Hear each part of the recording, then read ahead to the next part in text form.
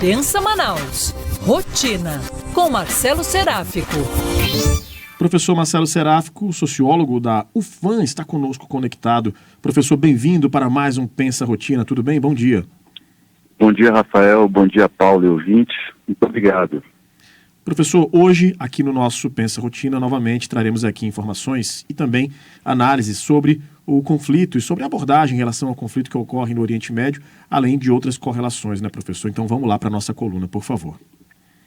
Rafael, semana passada nós tratamos desse tema, chamando a atenção para o modo muito particular, como boa parte dos meios de comunicação tem coberto o evento, né?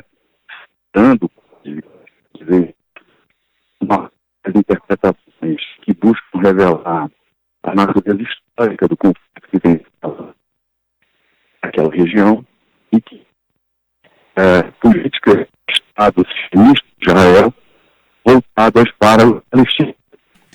Professor, deixa eu lhe pedir uma gentileza, professor.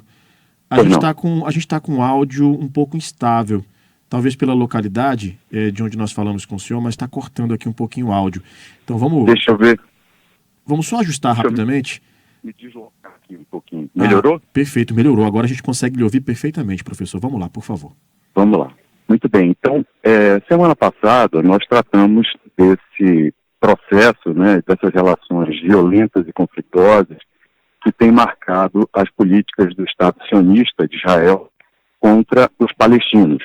Quer dizer, uma situação que se arrasta há bastante tempo, e naquela oportunidade eu procurei chamar a atenção para o modo seletivo com que boa parte dos veículos de comunicação vem lidando, né, com a guerra, ou, digamos assim, com as violências perpetradas pelo Estado de Israel.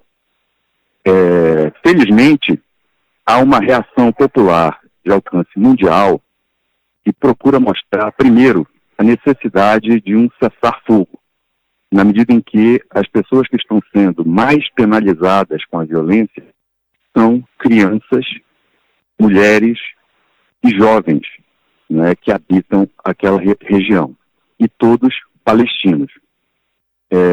O cessar-fogo, portanto, se torna um imperativo daqueles que defendem, ou para aqueles que defendem, a resolução pacífica de conflitos.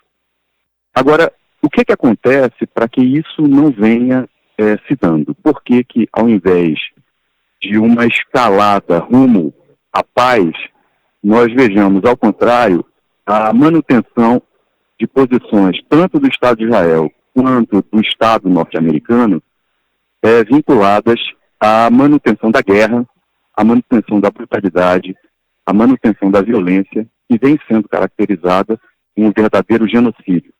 Porque não nos esqueçamos, o assassinato de crianças, o assassinato de mulheres e de jovens, não tem apenas a dimensão da brutalidade imediata a que assistimos, mas ela tem uma dimensão que é a de cancelar o futuro de todo um povo, né, de toda uma sociedade.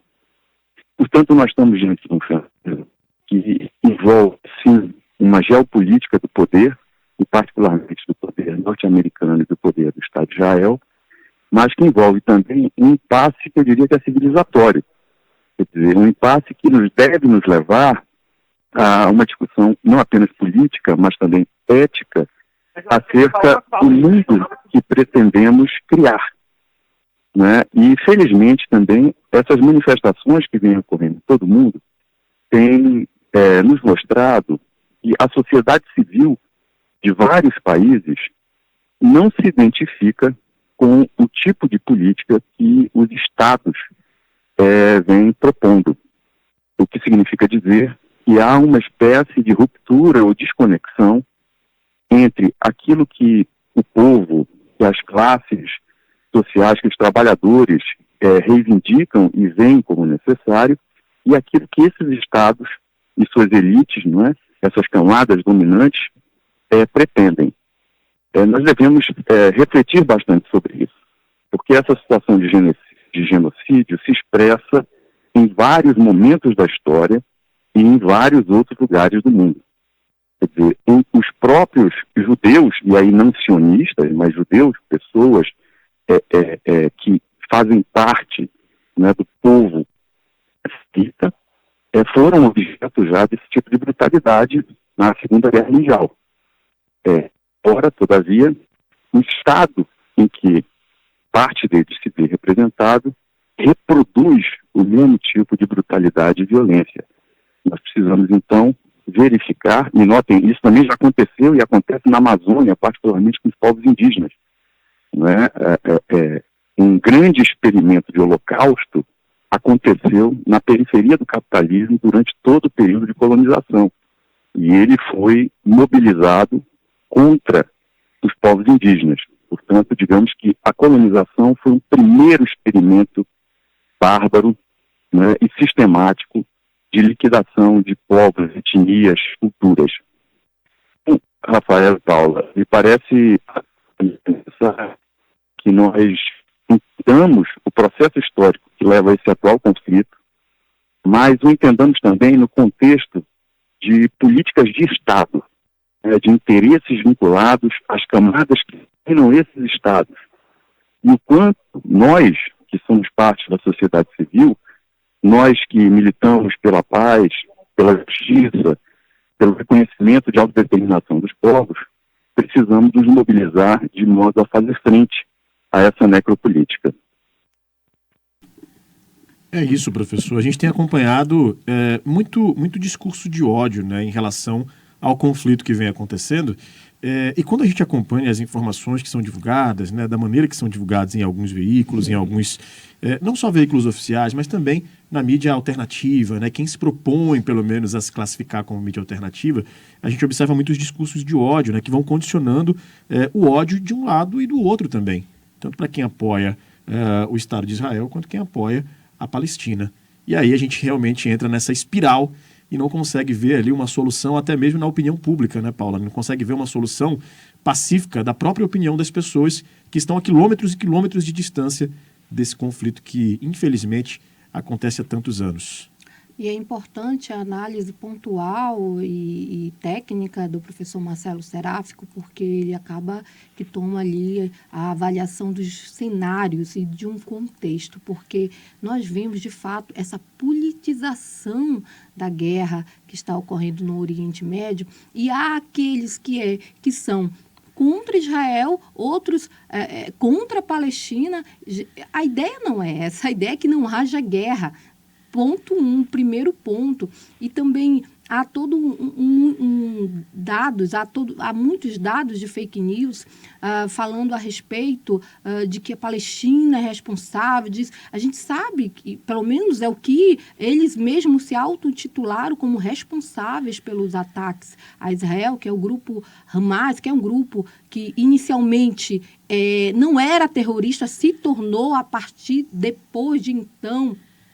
Inclusive, foi financiado pelo governo de Israel, a gente precisa lembrar disso aqui também, mas que depois tornou-se um grupo terrorista, e acaba esse grupo tendo ali até apoio de brasileiros, sabe, que são, de alguma forma, ali se colocam contrários a Israel. A gente vê esse absurdo nas redes sociais, como você bem colocou, a mídia alternativa de alguns que se intitulam mídia, ou que se intitulam formadores de opinião, gerando desinformação, fake news e gerando ainda mais esse discurso de ódio. Eu acho muito importante o professor Marcelo Seráfico colocar isso aqui à tona do ponto de vista neutro e principalmente do ponto de vista de que precisamos mesmo de uma condução para a paz, né? Hoje a gente vê uma ONU totalmente impotente.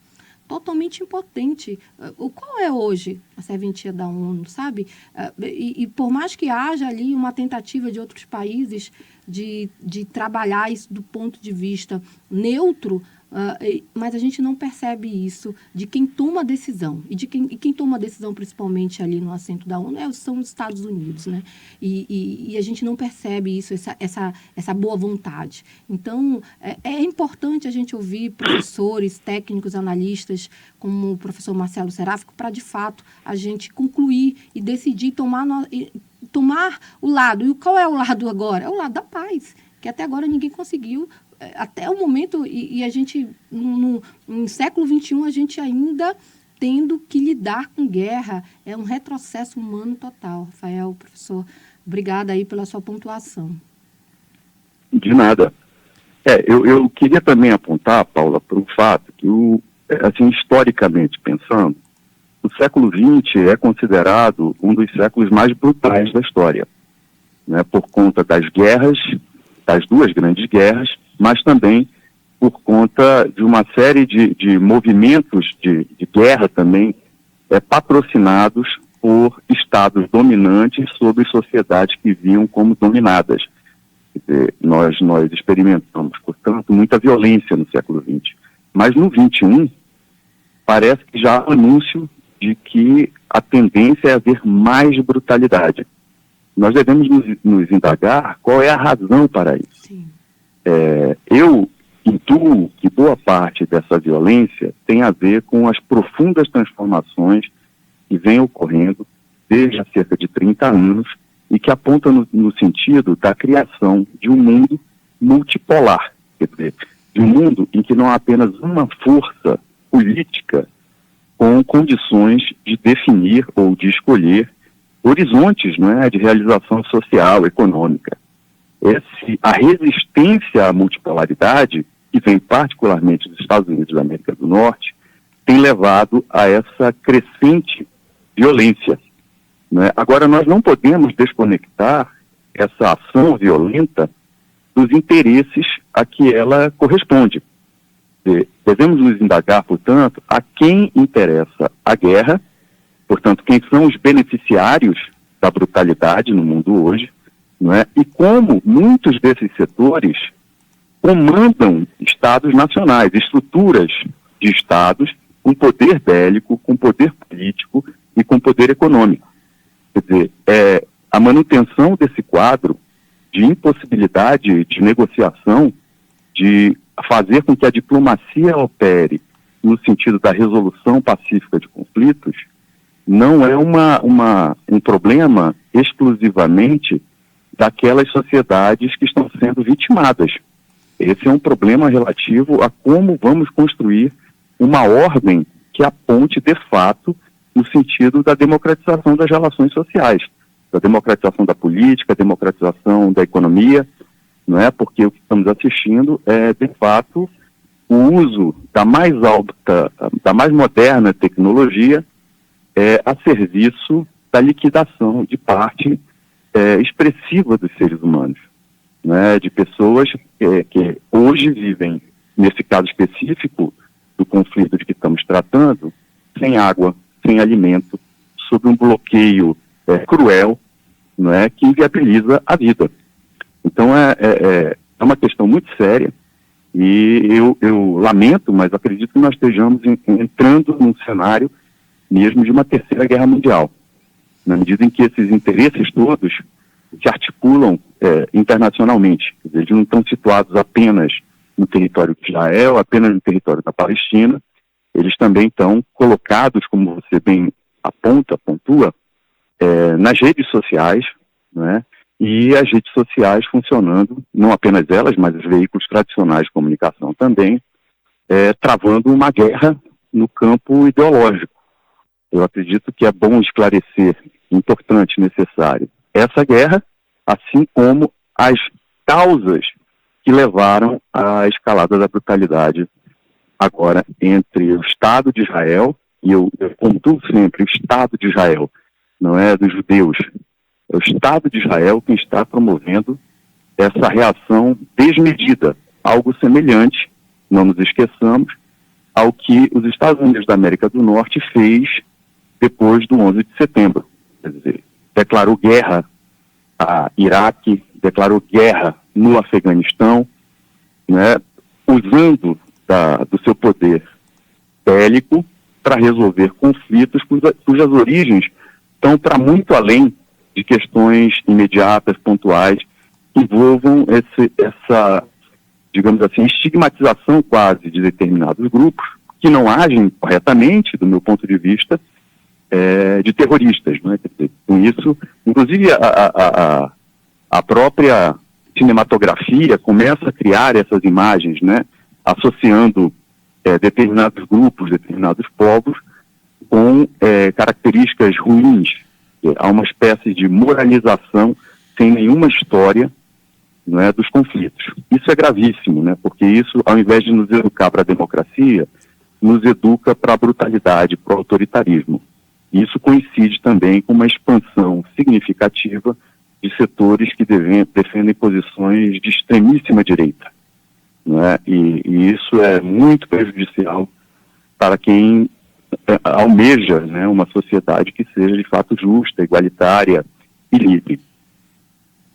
Muito bem, professor Marcelo Seráfico, sociólogo da UFAM, muito obrigado pela participação, nosso parceiro aqui na Band News Difusora FM, trazendo sempre informação para a gente por aqui. Muito obrigado, professor, até a próxima. De nada, até a próxima, boa semana a todos.